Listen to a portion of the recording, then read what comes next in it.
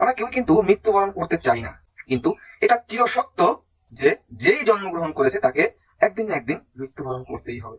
আর এই সত্যকে আমরা কোনোভাবেই অবহেলা করতে পারি না, অস্বীকার করতে পারি না, অগ্রাহ্যও করতে পারি না। আমাদের এটা মেনে নিতেই হয়, ইচ্ছায় হোক বা ইচ্ছার বিরুদ্ধেই হোক। মৃত্যু কি? ভগবদ্গীতার 2য় অধ্যায়ের 13 নম্বর শ্লোকে পরমেশ্বর ভগবান বলছেন, দেহিনয়স্মিন ইয়থা দেহে কৌমারম যৌবনম যারা তথা দেহান্তর প্রাপ্তি ধীরস্তত্র ন মুহ্যতি।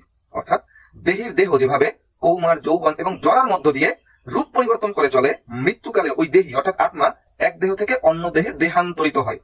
আর স্থিতপ্রজ্ঞ পণ্ডিতেরা কখনোই এই পরিবর্তনে মুহ্যমান হন না। মোট কথা হচ্ছে, মৃত্যু বলতে দেহের পরিবর্তনকে বোঝায়। আর সেই পরিবর্তনগুলো কেমন? একটা শিশুর দেহ শৈশব থেকে বার্ধক্য পর্যন্ত আসতে সেই দেহটি ধাপে ধাপে পরিবর্তিত হয়। সেই ধাপগুলো কি?